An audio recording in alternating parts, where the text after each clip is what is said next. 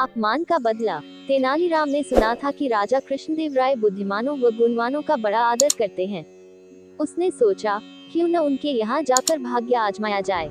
लेकिन बिना किसी सिफारिश के राजा के पास जाना टेढ़ी खीर थी। वह किसी ऐसे अवसर की ताक में रहने लगा, जब उसकी भेंट किसी महत्वपूर्ण व्यक्ति से हो सके। इसी बीच तेनालीराम का विवाह दूर के नाते की एक लड़की मगम्मा से हो गया। 1 वर्ष बाद उसके घर बेटा हुआ। इन्हीं दिनों राजा कृष्णदेव राय का राजगुरु मंगलगिरी नामक स्थान गया।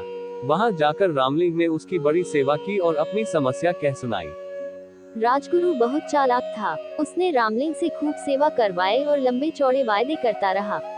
रामलिंग अर्थात तेनालीराम ने उसकी बातों पर विश्वास कर लिया और राजगुरु को प्रसन्न रखने के लिए दिन रात एक कर दिया।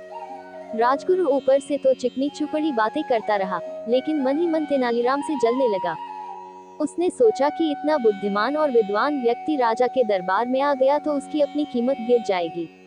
पर जाते समय उसने वायदा किया, जब भी मुझे लगा कि अवसर उचित है, मैं राजा से तुम्हारा परिचय करवाने के लिए बुलवा लूंगा। तेनालीराम राजगुरु के बुलावे की उत्सुकता से प्रतीक्षा करने लगा, लेकिन बुलावा न आना था और न ही आया। लोग उससे हंसकर पूछते, क्यों भाई रामलिंग, जाने के लिए सामान बांध लिया ना? कोई कहता, मैंने सुना है कि तुम्हें विजयनगर जाने के लिए राजा ने विशेष दूत भेजा है। तेनालीराम उत्तर देता, समय आने पर सब कुछ होगा। लेकिन मन ही मन उसका विश्वास राजगुरु से उठ गया।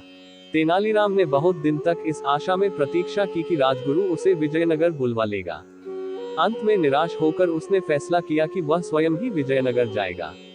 उसने अपना घर और घर का सारा सामान बेचकर यात्रा का खर्च जुटाया और माँ, पत्नी तथा बच्चे को लेकर विजयनगर के लिए रवाना हो गया।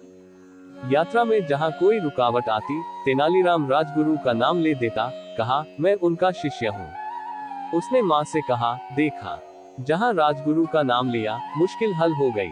व्यक्ति स्वयं चाहे जैसा भी हो, उसका नाम ऊंचा हो तो सारी बाधाएं अपने आप दूर होने लगती है।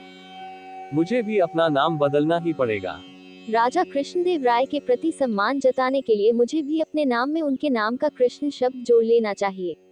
आज से मेरा नाम रामलिंग की जगह रामकृष्ण हुआ। बेटा, मेरे लिए तो दोनों नाम बराबर है। मैं तो अब भी तुझे राम पुकारती हूँ, आगे भी यही पुकारूंगी। माँ बोली। कोरवीर नामक स्थान पर तेनालीराम की भेंट वहां के राज्य प्रमुख से हुई, जो विजयनगर के प्रधानमंत्री का संबंधी था। उसने बताया कि महाराज बहुत गुणवान, विद्वान और उदार हैं, लेकिन उन्हें कभी कभी जब क्रोध आता है तो देखते ही देखते सिर धड़ से अलग कर दिए जाते हैं। जब तक मनुष्य खतरा मोल न ले, वह सफल नहीं हो सकता। मैं अपना सिर बचा सकता हूँ।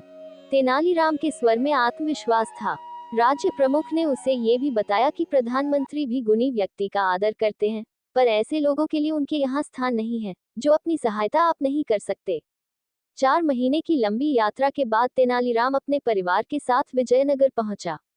वहां की चमक दमक देखकर तो वह दंग ही रह गया। चौड़ी चौड़ी सड़कें, भीड़ भीड़, हाथी घोड़े, सजी हुई दुकानें और शानदार इमारतें, ये सब उसके लिए नई चीजें थी। उसने कुछ दिन ठहरने के लिए वहां एक परिवार से प्रार्थना की। वहां अपनी माँ, पत्नी और बच्चे को छोड़कर वह राजगुरु के यहाँ पहुंचा। वहां तो भीड़ का ठिकाना ही नहीं था। राजमहल के बड़े से बड़े कर्मचारी से लेकर रसोइया तक वहां जमा थे। नौकर चाकर भी कुछ कम न थे। तेनालीराम ने एक नौकर को संदेश देकर भेजा कि उनसे कहो तेनाली गांव से राम आया है। नौकर ने वापस आकर कहा, राजगुरु ने कहा है कि वह इस नाम के किसी व्यक्ति को नहीं जानते।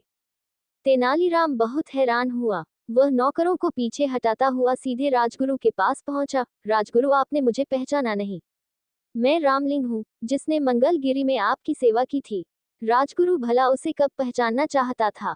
उसने नौकरों से चिल्लाकर कहा, मैं नहीं जानता, ये कौन आदमी है, इसे धक्के देकर बाहर निकाल दो। नौकरों ने तेनालीराम को धक्के देकर बाहर निकाल दिया। चारों ओर खड़े लोग यह दृश्य देखकर ठहाके लगा रहे थे। उसका कभी ऐसा अपमान नहीं हुआ था। उसने मन ही मन फैसला किया कि राजगुरु से वह अपने अपमान का बदला अवश्य लेगा। लेकिन इससे पहले राजा का दिल जीतना जरूरी था। दूसरे दिन वह राजदरबार में जा पहुंचा।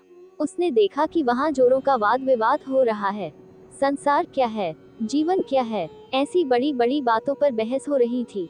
एक पंडित ने अपने विचार प्रकट करते हुए कहा, ये संसार एक धोखा है।